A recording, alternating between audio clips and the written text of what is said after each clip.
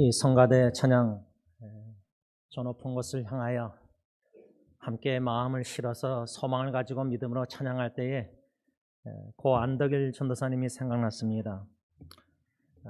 저 높은 곳을 향하여 즐겨 부르시던 찬양, 그 찬양대로 기도대로 더 이상 눈물과 고통과 질병이 없는 영원한 나라 주님과 함께 계시는 줄 믿고 위로를 받고 그리고 또 소망을 갖습니다. 고 안덕일 전도사님께서 떠나시기 전에 우리 진경자매 형관 형제 따님 사위, 제가 기억하기로는 좀 뭐 마지막 유언이라 할지 모르겠지만 사랑하는 마음으로 권면을 하신 걸로 기억합니다. 승리 장로교에 와서 작은 교회 와서 봉사하면 좋겠다, 이런 내용의 말씀을 하신 기억이 나는데, 이제는 우리 형건 진견 부부도 또 지은이 귀한 생명을 선물로 받았습니다. 이젠 할머니, 여러분들 할아버지 할머니 입장에서 여러분들의 자녀들뿐만 아니라 손주들을 생각할 때 이 후세대들을 놓고 매일매일 생각날 때마다 여러분들 자녀 후손 특히 손주들을 놓고 얼마나 생각 마음이 많이 가십니까? 저희 어머님도 우리 손주들 결혼, 남자친구 여자친구 만나서 앞으로 결혼 놓고 그런 사랑에 관심이 여러분들 많지 않습니까? 제가 이 자녀들 후세대를 생각할 때 참 좋은 기사를 지난주에 읽게 됐는데, 여러분들 알파벳의 마지막 레터를 Z라 그러잖아요. 한국말로 Z.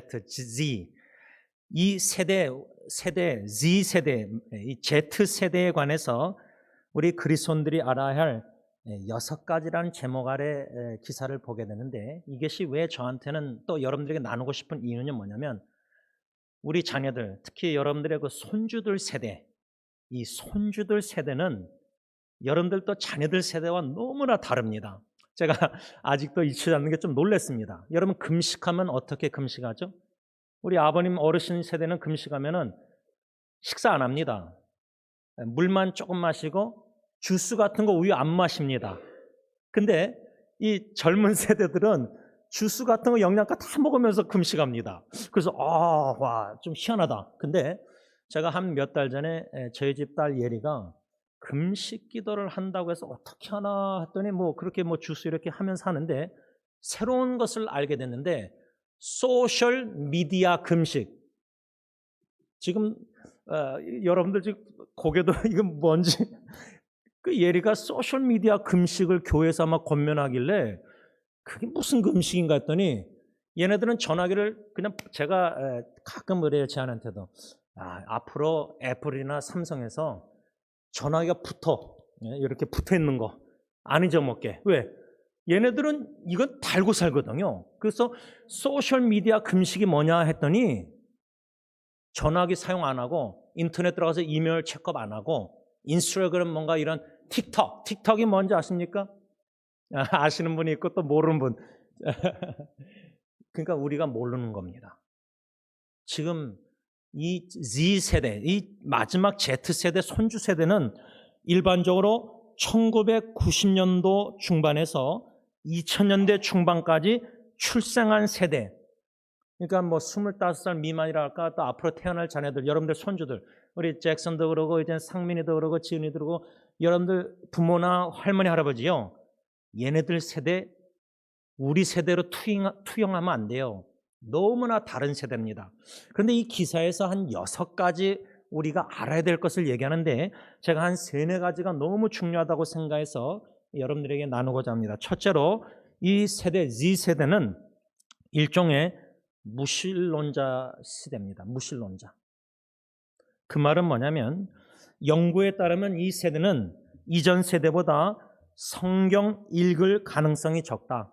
그런데 부모는 할아버지 하면 자꾸만 성경책 읽으라 그래요. 근데 걔네들은 읽기 싫어하거든요. 안 읽거든요. 기독교 서적도 안 읽습니다. 또 이들은 덜 종교적인데, 이 세대가 의미 있는 삶, What is the meaningful life? 의미 있는 삶이 무엇일까? 이것을 어디서 찾냐면 성경에서 찾지 않는다고 합니다. 우리는 당연히 성경으로 돌아가서 성경에서 하나님 보시기에 하나님의 관점으로 의미 있는 인생을 살고자 몸부림치고 씨름하고 기도하고 신앙생활 하려고 씨름하는데 얘네들은 성경에서 그걸 안 찾고 어디서 찾죠? 인터넷, 유튜브, 온라인에서 찾는 겁니다. 미디어에서. 근데 미디어에 별의별 유튜브의 설교들, 별의별 종교 기사들이 이상한 것들, 뉴에이지 별의별 얼마나 많습니까? 거기에 노출된 겁니다. 우리 후세대들이. 거기서 의미 있는 삶을 찾는다는 거예요. 근데 우리 부모, 할아버지 하면 성경 읽어라, 교회 나가라, 거기서 의미 있는 신앙 뭔가 meaningful life, 열매 맺는, 근데 걔네들은 거기에 관심이 없는 거예요. 저는 이것이 좀 충격이었습니다. 또 한 가지, 이들 삶에서 참된 그리스도인을 만나는 경우가 적다는 거예요. 이게 무슨 말이냐면 여러분들 후세들이 우리 할머니 할아버지 교회 다녀, 우리 엄마 아빠 교회 장로 집사님 뭐 권사님 직분자야. 그게 그들에게는 그렇게 큰 의미가 있는 게 아니란 말입니다. 참된 그리스도인, 직분자로 참된 그리스도인, 그게 아니에요. 걔네들 입장에서는. 참된 그리스도인을 만나는 경우가 적기 때문에 종교에 대한 그들의 개념은 많은 경우에 미디어를 통해서 만들어진다는 거예요.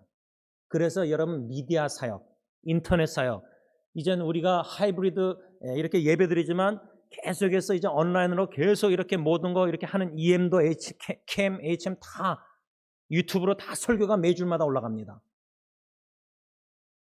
이들은 미디어 시대입니다.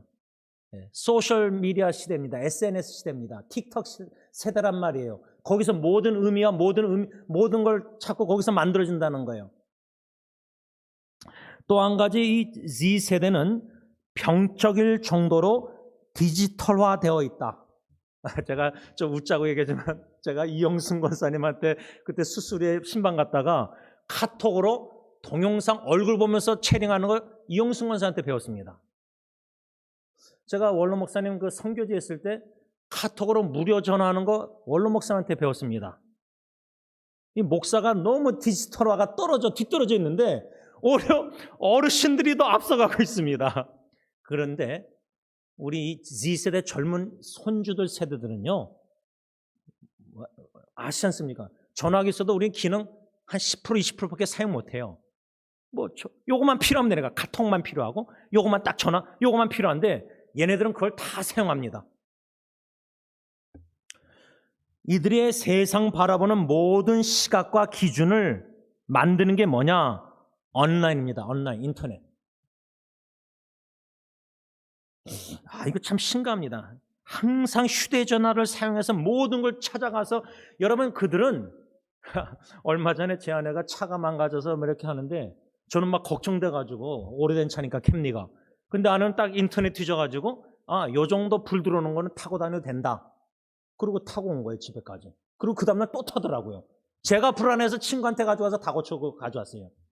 그러니까 요즘 세대들은, 인터넷 세대는요, 이 지적으로 거기 다 찾아가지고 다 합니다. 너무나 디지털화된 거예요. 인터넷 거기 다 있습니다, 유튜브에.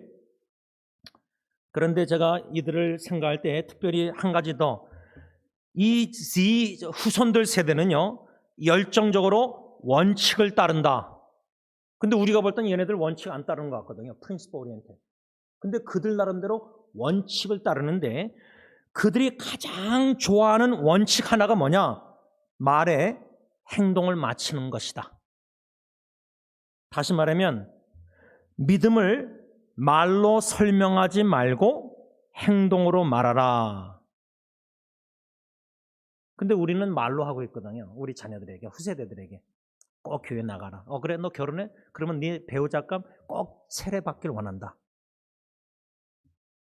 교회 가고 세례받고 성경 읽고 교회 가서 봉사하고, 이게 우리 부모님들, 할아버지 할머니 세대의 우리 자녀 후손들에게 요구인데, 원하는 건데, 기도인데, 그들에게는 그게 의미 있게 들리지 않는다는 말입니다. 쉽게 말하면. 우리 할머니 할아버지 아버지 어머니가 말로 봉사하라, 성경 읽어라, 기도하라 그러지 말고 솔선수범해서 기도하는 모습, 진짜 성경책을 보이려고 읽는 게 아니라 보이려고 자식에게 후손에게 보이려고 기도하고 성경 읽는 게 아니라 진짜 성경 읽기를 좋아하고 묵상하기를 좋아하고 기도하고 진짜 하나님을 사랑하는 아빠, 할아버지, 어머니 모습을 보고 싶어 한다는 거예요. 근데 우리는 말로 성경 읽어라, 기도하라, 뭐 봉사하라, 뭐 세례받아, 너희들 결혼하려면 뭐 그 배우자 꼭 교회 나가야 되고. 이들에게는 참된 믿음의 소유자, 참된 그리스도인, 진짜 주님을 사랑하고 주님 사랑하기에 주음성 듣기 원해서 성경책을 말씀을 사랑하고 진짜 하나님만을 의지할 수밖에 없어서 부모, 할아버지, 할머니가 기도하는 그런 보이려고가 아니라 외식하는 바리새인처럼 자식들, 후손들에게 한마디로 진정 주님을 사랑하는 할아버지, 할머니, 어머니, 아버니, 말로만 믿음 있노라가 아니라 진짜 믿음의 본을 보이는 견고한, 그런데 말로 믿노라는데 할아버지, 할머니, 아버지, 어머니가 갑자기 가정에 여러 가지 어려움이 있고 내가 또 자식이 손주가 뭐 다치고 하면 막 불안해하는 할아버지, 할머니, 부모님 모습 보면 얘네들은 고민하는 거예요. 아니, 내 할아버지, 할머니, 내 어머니, 아버지가 참 믿음이 그렇게 훌륭한 줄 알았는데 내가 다치고 내가 어려움이 있는데 그걸 막 걱정해서 기도하고 불안해서 나한테 막 연락 와서 막 이렇게 하는 거 보면은 야, 우리 할아버지, 할머니, 엄마, 아빠 불안해하네, 두려워하시네, 걱정 근심하시네, 자꾸만 전화와서 걱정하는 말을 하시네, 잔소리 하시네. 그건 뭐예요? 아, 우리 할아버지, 할머니, 어머니, 아버지는 말로만 믿고 진정한 행함에 견고한 살아있는 믿음이 있는지 없는지 의문이 든다는 겁니다. 그래서 말보다 행동, 진짜 믿음을 말로 하는 게 아니라 나 예수 믿노라 교회 간다 그게 아니라 진짜 예수를 믿는지 삶으로 가정에서 보여주는, 그래서 자식들이 에비던스, 보기를 원하는 거예요. 내 아버지, 어머니가, 할아버지, 어머니가 제대로 된 진정한 진짜 믿음이 있는 건지 아니면 저분이 내 할아버지, 할머니, 아버지, 어머니가 가짜 믿음인지 위선적인 믿음인지 불성실한 믿음인지 진짜 보길 원한다는 거예요. 오늘 골로새서 1장 3절 사도 바울의 말씀 편지 가운데 마지막 세 번째 교훈을 받고자 합니다. 이 세 번째 교훈이 아주 중요하다고 생각합니다. 첫 번째 교훈은 우리가 바울은 기도하는 자였다. 골로새 신실한 성도들을 생각할 때마다 기억할 때마다 하나님께 기도했다. 기도하는 자, 감사하는 자. 두 번째 교훈, 이건 다 배웠습니다. 여러 번 배웠습니다. 근데 이 마지막 세 번째가 아주 중요하다고 생각합니다. 왜 중요하냐면 오늘 본문 1장 1절 보면 하나님의 뜻으로 말미암아 그리스도 예수의 사도된 바울과 형제 디모데, 골로새 성도들에게, 신실한 형제들에게 편지를 쓰는 사람들이 바울과 디모데인데, 여러분 바울과 디모데는 관계는 좀 우리 교회로 말하자면 원로 목사님과 저의 관계라고 생각하시면 이해하기가 쉬울 겁니다. 디모데는 젊은 목사입니다. 젊은 주님의 종입니다. 사도 바울과 디모데의 관계는 영적 아버지와 디모데는 영적 아들과의 관계입니다. 아까 제가 육신의 가정의 부모와 할아버지, 할머니가 자녀들에게, 후손들에게, 진정 영적 자녀들에게 뿐만 아니라 육신의 자녀 후손들에게 믿음을 말로만 하지 않는 게 아니라 진정 제대로 된 진짜 신실한, 가식이 없는, 외식이 없는 그런 진정한 신실한 믿음을 보여줘야 된다 할 때에 바울과 디모데는 바울이 영적 아들 디모데에게 그런 믿음을 보여주는 과정에서 함께 골로새 성도들에게 편지를 썼다. 그래서 이 세 번째 교훈을 무엇을 생각하려고 하냐면 바울이 영적 아들 디모데를 생각할 때 밤낮 간구하면서 기도할 때 감사했었다는 겁니다. 그리고 바울과 디모데가 함께 성도들을 생각하면서 기도할 때 골로새 성도들 감사 기도했다는 겁니다. 이것을 쉽게 적용하자면 원로 목사님이 저를 생각하며 밤낮 간구할 때에 하나님께 감사드리신다. 그러면은 원로 목사님과 제가 함께 승리 공동체 세상을 생각할 때마다, 기억하고 기도할 때마다 원로 목사님과 제가, 담임 목사가 함께 온 교우들을 하나님께 감사기도 드린다, 그 말입니다. 그런데 여기서 세 번째 마지막 교훈, 흥미로운 점, 중요시 여기려는 게 뭐냐면 원로 목사님이 왜 저를 날마다 생각하며 밤낮 기도할 때 왜 하나님께 감사하느냐, 이 질문입니다. 이것을 왜 중요시 여기냐면 사도 바울이 영적 아들 디모데를 밤낮 생각하면서 간구할 때 왜 감사했느냐? 디모데 후서 1장 3절과 5절을 다 펴서 읽겠습니다. 이 디모데 후서는 사도 바울이 영적 아들 디모데에게 쓴 편지인데, 디모데 후서 1장 3절, 4절, 5절, 석절 신약성경 343페이지 디모데 후서 1장 3절, 4절, 5절 다 같이 읽습니다. 시작.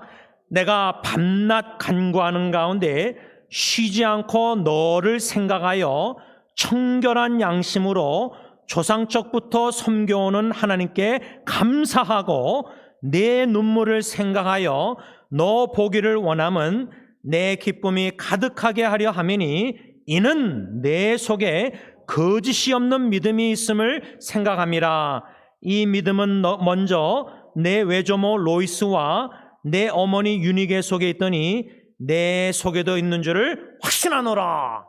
왜 사도 바울 영적 아버지가 영적 아들 디모데를 밤낮 간구하고 쉬지 않고 생각하면서 기도할 때 왜 감사했느냐? 5절, 디모데 내 속에 거짓이 없는 믿음을 보았기 때문에, 거짓이 없는 믿음이 있음을 확신했기 때문에 사도 바울은 밤낮 디모데를 생각하면서 멀리서 기도할 때, 간구할 때 하나님 감사, 하나님 감사. 이 말은 우리 교회에 적용하자면 원로 목사님이 담임 목사절을 밤낮 생각하고 날마다 생각날 때마다 간구하실 때 하나님께 왜 감사드리느냐? 담임 목사가 하나님을 향한 거짓이 없는 믿음이 있음을 보고 확신하기 때문에 감사 기도를 날마다 생각날 때마다 간구할 때마다 기도를 드리고 계시다, 그 말입니다.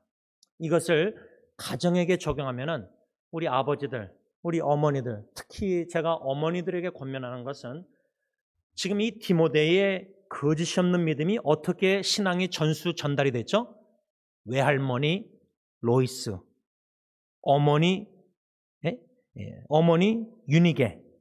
그러니까 아버지 라인이 아니라 어머니 라인, 외할머니의 거짓이 없는 믿음이 내 어머니에게 전달되고 내 어머니의 거짓이 없는 믿음이 아들 디모데에게 전달됐다는 겁니다.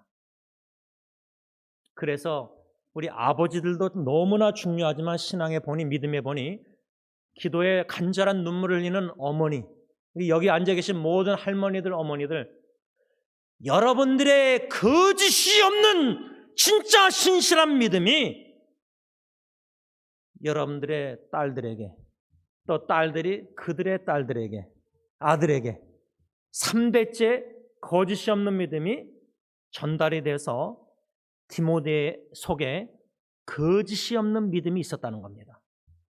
그래서 이것을 교회적으로 적용했지만 가정으로 적용한다면 우리 부모님들이 나의 친아버지 어머니에게 받은 진짜 믿음, 거짓이 없는 믿음, 그것을 말로 우리 자녀들에게 믿어라, 교회 나가라, 성경 읽어라, 그게 아니라 가정에서 그런 진짜 거짓이 없는 믿음을 우리 자녀들에게 보여줘야 된다는 겁니다. 그것이 성령님께서 신앙의 유산이 전달될 때에 디모데 같은 그 다음 그리스도 중심의 꿈을 가진 세대들이 가짜 믿음 말고 그냥 어르신 할아버지 할머니처럼 보편적으로 얘기할 때 직분자고 말로만 예수 믿고 성경 읽고 다 하지만 가정에서 어려움이 생기면은 테스트가 하나님이 시험을 주시면 우리 엄마 아빠 저렇게 믿음 좋은 줄 알았는데 성경 읽고 기도하고 봉사자 직분자인데 어려움이 있으면 막 걱정하시고 불안해하시고 두려워하시고 염려하시고 막 어쩔 줄 몰라 하시는 모습 보면 후세대들은 갈등이 생기는 거예요. 귀로 듣고 보는 대로, 귀로 듣을 때는 우리 할아버지 할머니 어머니 아버지 진짜 믿음이 훌륭한 줄 알았는데 하나님이 인생의 풍랑이 오르나면은 우리 할아버지 할머니 엄마 아빠가 막 불안해 걱정 염려하는 모습 보면 믿음이 있는 줄 알았는데 저게 진짜 우리 부모님, 할아버지, 할머니가 진짜 믿음인가? 그냥 가짜 믿음 아닌가? 그냥 위선자가 아닌가? 외식 믿음이 아닌가? 입술은 주님 닮았는데 마음은 진정한 믿음이 주님을 전적으로 믿고 의지하고 신뢰하며 이 눈에 아무 증거 아니 배워도 걷지 않고 증거를 보여달라고 기도하는 우리 할아버지, 할머니, 엄마, 아빠. 그러니까 얘네들이 고민하는 겁니다. 제가 제 대학교 후배 중에 한 딸이 교회를 떠났는데 그 왜 떠났느냐, 제가 이 아버지 입장에서 들어보니까 뭐였냐면 그 딸이 고등학교 다닐 때, 이미 지금 대학교 다 졸업했어요. 근데 고등학교 다닐 때 주위에 동성애자들이 많은데, 아니 그 딸 입장에서는, 18살 딸 입장에서는, 아니 아빠 엄마가 믿는 예수님 교회 다니면서 왜 교회가 사랑하라, 이웃 사랑하라, 내 몸같이 사랑하라 하면서 왜 동성연애자들 왜 사랑하지 않느냐. 그래서 그 딸이 교회를 떠난 겁니다. 이 말은 뭐냐면 우리 1세대 분들 뭐 동성연애하는 그게 이제 죄다, 로마서 다 압니다. 여러분 후세대들이 모르는 줄 압니까? 다 압니다. 그러니까 1세대들이 저희 세대도 이건 아니다, 죄다, 이거 다 알아요. 후세대들이 원하는 거는 죄다 아니다, 그걸 알기 원하는 게 아닙니다. 그들은 그러면 예수님이 죄인들, 원수된 자를 성육신에서 내려와서 섬겨서 사랑하셔서 복음 전해서 구원해내시고 다 끝까지 사랑하시는데, 생명주의까지, 그 모습을 우리 부모님, 할아버지, 할머니께 못 보는 거예요. 교회에서 1세대들에게. 그러니까 EM 젊은 세대들이 교회를 다 떠나는 겁니다. 여러분 동성연애자들 한번 접해보시고 만나보시고 사랑, 복음 전해보셨습니까? 다가가 보셨습니까? 아니면 그냥 딱 문 닫고 마음 닫고 그냥 피합니까? 아니 예수님도 죄악된 세상에 하나님과 원수된 저와 여러분들 죄인들에게, 여러분들 세대는 이혼은 뭐 요 정도 죄고 동성애는 진짜 이건 100% 죄다. 노예 가서도 보면요, 목사님들 보면 1세대하고 2세대가 다릅니다. 여러분들 2세들은요 이혼하는 죄나 동성애 죄나 다 똑같이 봅니다. 근데 왜 1세대는 이혼은 요 정도로 생각하고 넘어가고 동성애는 막 죄악시합니까?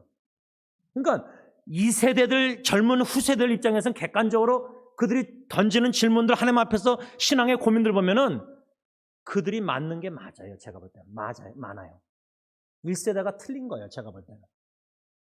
그러니까 1세대가 후세대 손주들 세대들을 사랑하며 있어서 복음과 사랑과 이웃사랑, 예수님 다 전하는데 그 다음 단계를 모르고 그냥 여기서 이렇게 뛰어넘어서 사랑하려니까 이게 안 되는 거예요. 복음 전파에 있어서 그 다음 단계적이 있는데 그 단계적으로 겸손히 성육신상에 내려가지 못하는 거예요. 겸손하지 못한 거예요. 우리 부모 세대들이. 거기까지 올라오라고 그러는 거예요. 젊은 세대에게 성령 읽고 기도하고 봉사하고 거기까지 올라오라고 그러는 거예요. 우리가 내려가서 겸손히 예수님처럼 그들을 알아가고 그들의 고충을 알아가고 그들의 눈물과 그들의 신음과 그들이 왜 우리 부모 세대 1세대 때문에 교회에서 씨름하고 교회를 떠나는지 이거를 사랑으로 겸손히 듣고 고충을 듣고 알아가면서 그들의 입장에서 배려하고 심패티 동정하고 깊이 동정하고 체휼하면서 이들의 입장에서는 당연히 이럴 수 있겠구나 이해를 해야 되는데, 주로 어른들이 얘기하는 게 얘네들 세대 도무지 이해 못하겠다, 이해하려고 노력도 안 한다는 겁니다.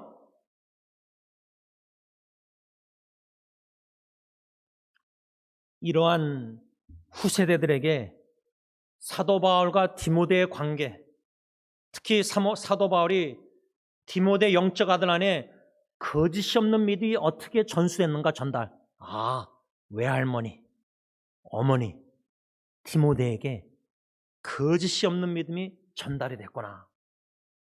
디모데 안에 거짓이 없는 믿음을 보고 확신하고 밤낮 간구할 때마다 하나님께 감사 기도드렸다. 여러분, 저는 진심으로 제가 딜런예리 예언을 생각할 때 이런 사도 바울의 감사 기도를 눈물로 드리고 싶어요. 아버지로서.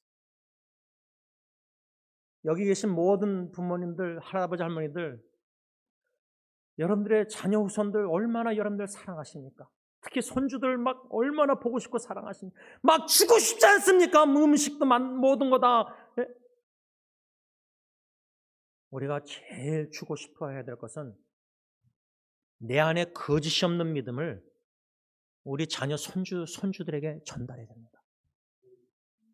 이 거짓이 없는 믿음이 뭐냐? 이 거짓이 없는 믿음은 첫째로 신실한 믿음이에요. 우리 할아버지, 할머니, 엄마, 아빠가 막 뜨겁게 열심히 봉집회 가서 은혜 받고 막 믿고 봉사하다가 또 식어지면은 그냥 또 교회 그냥 들락날락 하시고, 그런 이랬다 저랬다는 믿음 말고 신실한 일관성 있는 묵묵히 한 길을 걷는 예수님 따라가는 제자도의 그런 믿음, 신실한 믿음. 또 거짓이 없는 믿음이 뭐냐?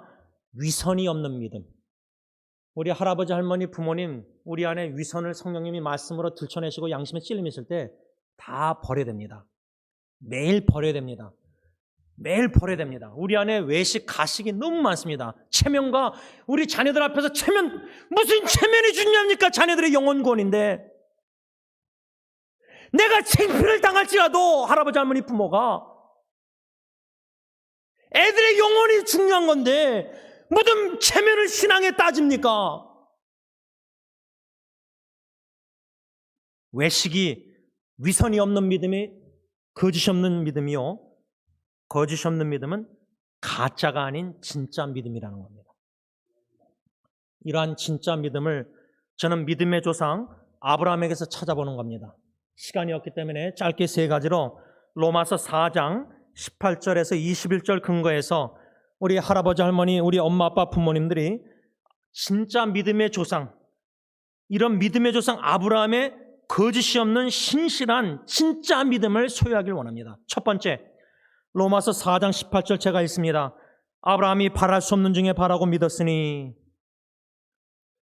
진짜 믿음은, 신실한 믿음은, 위선이 없고 거짓이 없는 진짜 믿음은 바랄 수 없는 중에 바라는 믿음이다, 이겁니다.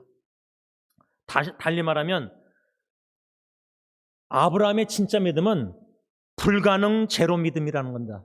불가능이 없다. 하나님에게서는 나나 내 안에 사라가 아기를 낳을 수 없지만은 이미 육신적으로 의학적으로 불가능한 아기를 낳을 수 없는 불가능한 상황이지만, 절망적인 상황이지만, 더 이상 소망 바랄 수 없는 상황이지만, 그래도 약속의 말씀을 믿고 바란다, 소망을 갖는다, 주님만을 바라본다.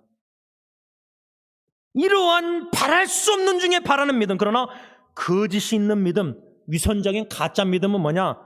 인간적으로 생각할 때 요 정도는 바랄 수 있으니까 바라고, 의학적으로 바랄 수 있으면 이제 불가능하니까 이제 더 이상 믿음으로 기도 안 해요. 첫 번째, 아브라함의 거짓이 없는 신실한 진짜 믿음은 아무리 인간적으로 불가능한 상황인 것 같고, 내가 아무리 내 자식 후손을 위해서 기도해도 변화가 없는 상황에 자꾸만 이끌려서, 그게 아니라 절망적으로 점점 가고 있는데, 의학적으로 그런 바랄 수 없는 소망이 없는 절망 상황에서도 오직 주님만 하늘 우러러 바라보고 소망하는 믿음이 진짜 믿음이라 그 말입니다. 두 번째, 아브라함의 진짜 믿음, 거짓이 없는 신실한 위선이 없는 믿음은 어떤 믿음이냐? 로마서 4장 19절에서 20절, 그가 백산화되어 자기 몸이 죽은 것 같고 사라의 태가 죽은 것 같음을 알고도 믿음이 약하여지지 아니하고 믿음이 없어 하나님의 약속을 의심하지 않고 믿음으로 견고해져서 하나님께 영광을 돌리며. 둘째로, 거짓이 없는 진짜 믿음은 뭐냐? 불가능한 상황에서도 믿음이 연약해지지 않고 오히려 더 견고해지는 믿음. 여러분, 이거 이해가 되십니까? 베드로전서 5장 17절 보면 주님께서 잠깐 우리가 고난을 개인적으로, 가정적으로, 교회적으로, 세계적으로 다 당할지라도 주님께서 사랑하는 선택한 백성들, 자녀들 어떻게 하시는지 아십니까? 잠깐 고난을 당한 후에 너희를 친히 주님이 온전하게 하시되 어떻게 하시죠? 우리를 굳건하게 하시고 강하게 하시고 견고하게 하신다. 이 베드로전서 5장 10절. 저는 이 말씀을 실제로 가정에서 경험했습니다. 가정의 자녀의 위기 가운데 이 약속의 말씀을 받고 눈물로 붙잡게 하셔서 기도케 하실 때 결과를 지금 열매를 지금 제가 보고 있습니다. 제 예리 딸을 통해서. 이런 주님의 약속의 말씀들이 정신질환이나 암이나 자녀들의 문제가 더 의학적으로 인간적으로 더 심화되고 점점 더 시간 갈수록 불가능해져가는 상황인데 믿음이 약해지지 않고 의심하지 않고 불신하지 않고 진정한 진짜 믿음은 더 견고해지고 강해지고 strong, firm and steadfast. 이건 진짜 주님의 역사입니다. 그러니까 우리의 믿음이 가짜인지 진짜인지 어떻게 아느냐? 위기를 접하면 알아요. 어려운 일을 가정의 자녀들, 손주들 막 이런 자녀들, 손주들이 뭐 차사고로 뭐 중환자실에 있다, 질병, 암으로 뭐 죽어간다, 뭐 여러 가지 정신질환으로 자살 시도한다 이런 거 다 겪어보신 분들은 그때 부모의 믿음이 진짜 믿음인지 가짜 믿음인지 하나님이 적나라하게 들춰내세요. 그러니까 자식의 위기를 통해서 부모가 변화되는 거예요. 저는 그랬어요. 내가 얼마나 가짜 믿음이 있었는지, 얼마나 눈물로 걱정, 염려했는지 자식보다 나의 믿음을 더 견고케 하시는, 왜? 베드로전서 5장 10절의 약속의 말씀을 주시고 그 말씀만을 붙잡게 하시고 그 말씀을 성취해 가신 주님을 지금 목격하고 간증을 할 수밖에 없는 거예요. 자살 시도자가 이제는 24명 셀리들로 영적 지도자로 섬기고 있어요. 누가 하신 거예요?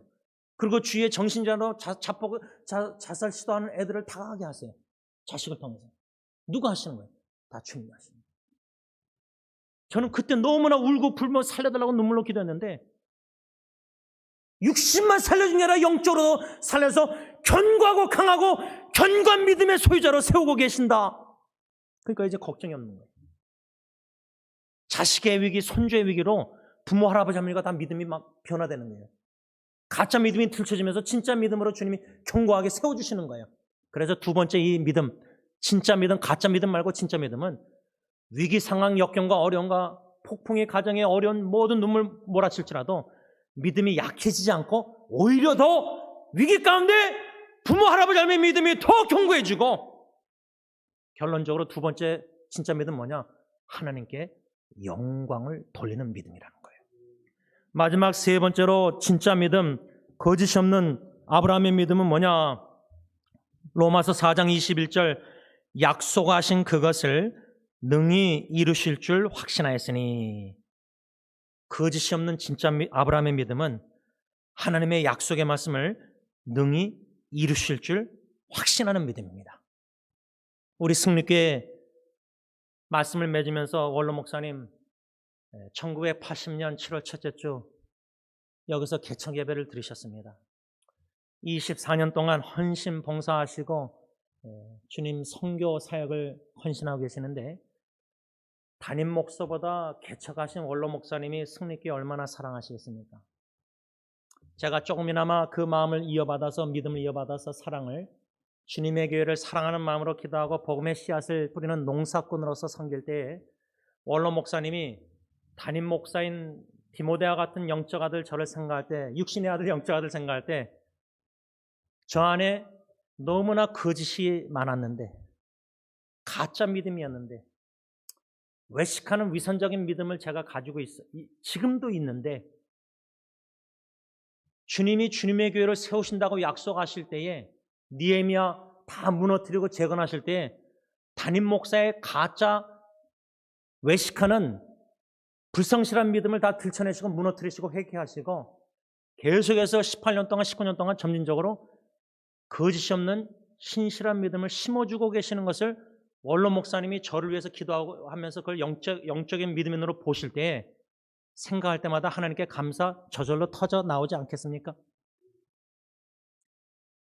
그런데 담임 목사인 디모데와 같은 제가 원로 목사님과 함께 우리 승리교회 식구들을 생각하면서 밤낮 생각날 때마다 노심초사 기도할 때에 우리 성도님들이 믿음이 가짜 믿음, 외식하는 믿음, 이런 불성실한 믿음에서 돌이켜서 주님이 고난과 역경, 개인적, 가정적 문제를 통해서 장로님부터 해서 믿음이 진짜 믿음으로 변화시키시는 거예요. 외식하는 위선자 믿음을 껍데기를 다 들춰내시고 벗겨버리시고 속 알맹이 진짜 믿음을 심어주시고 성장케 하시는 거예요.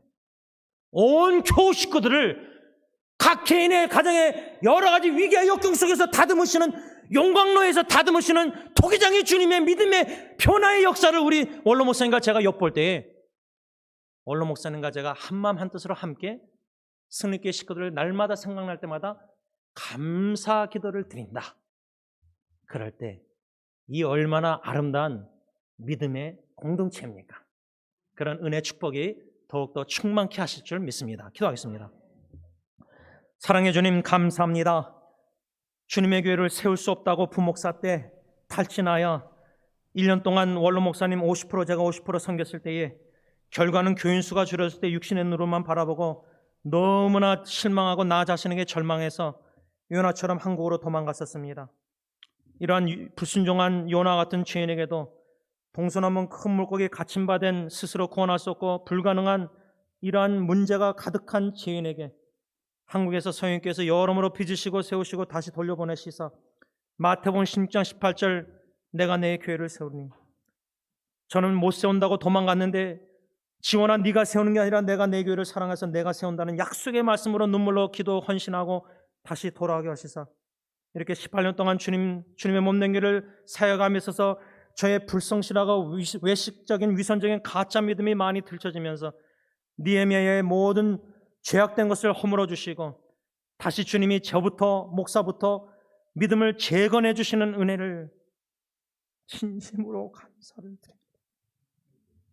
저의 연약한 믿음을 용서해 주시고 성도들에게 믿음의 본이 되지 못하는 것을 용서해 주시고, 하나님 더 이상 껍데기 믿음 신앙하고 싶지 않습니다. 사람들이 어떻게 바라보고 어떻게 칭찬하나 비난하나 그것이 중요한 게 아니라 주님 앞에 있을 때 착하고 충성된 종아 잘했다 칭찬받기를 원하는 그 한마디 간절한 소원을 듣기 원해서 하나님 앞에서 신앙생활하고 싶습니다. 사람들 눈치 보면서 신앙생활, 가짜 종교생활 하고 싶지 않습니다. 주님 보시기에 디모데처럼, 바울처럼, 아브라함처럼 진짜 믿음, 거짓이 없는 믿음, 위선과 외식이 없는 믿음, 알맹이를 껍데기를 벗겨도 진짜 믿음이 되고 싶사오니 아무리 바랄 수 없는 생사의 갈림길에 있는 세 자매들을 생각할 때 그들의 진정한 진짜 믿음으로 저를 책망해 주시고 도전케 해 주시니 감사합니다. 위기 가운데 진짜 믿음, 거짓이 없는 신실한 바랄 수 없는 중에 바라고 하나님께 영광 돌리는 견고한 믿음, 확신 약속의 말씀을 주님의 교회를 통해서 세우신다는 확신을 가지고 전혀 의심하지 않고 믿음으로 이 눈에 아무 증거 아니 배워도 굳센 믿음으로 한 걸음 한 걸음 온 교우 식구가 원로 목사님과 함께 걸어가길 원하오니 더욱더 믿음의 선물을 충만히 베풀어 주시옵소서. 예수님의 이름으로 간절히 기도를 올리옵나이다. 아멘.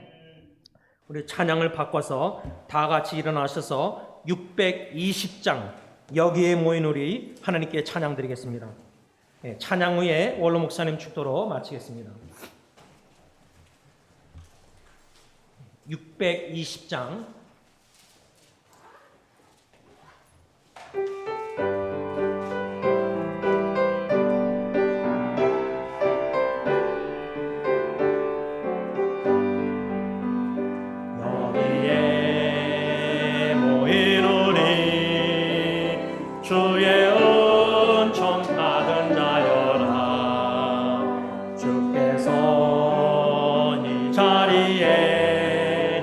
함께 계심을 아노라. 언제나 주님만을 찬양하며 따라가리니 시험을 당할 때도 함께 계심을 믿노라.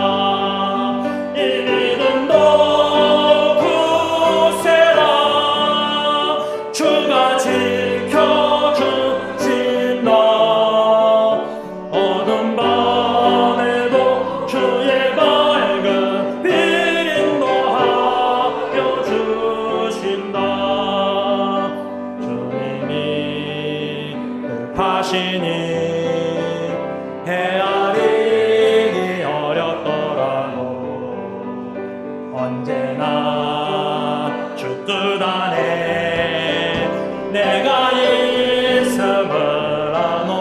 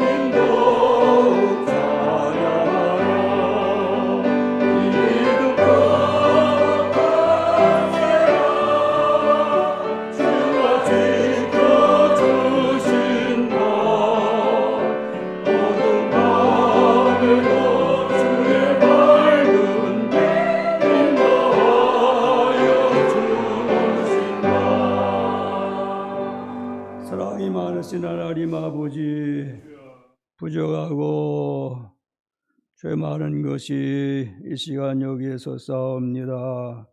회개케 하여 주시고 주님을 신실하게 참말과 행함과 표적과 이사와 기적에 그리스도의 온전한 도구로 쓰여지도록 복을 내려 주시고, 저뿐만 아니라 우리 온 성도들 다 간절히 원하겠사오니 그리스도의 온전한 도구로서 주님 앞에 쓰여져 우리 하나님의 은혜가 헛되지 아니하고 하나님께 영광이 다 되게 하여 주시기를 간절히 소원하옵나이다. 이제는 우리 주 예수 그리스도의 은혜와 하나님 아버지의 사랑하심과 성령님의 교통하심이 머리 숙인 주님의 자녀들과 그들의 가정과 섬기시는 교회들 위해 이제로부터 영원토록 함께 있을지어다. 아멘.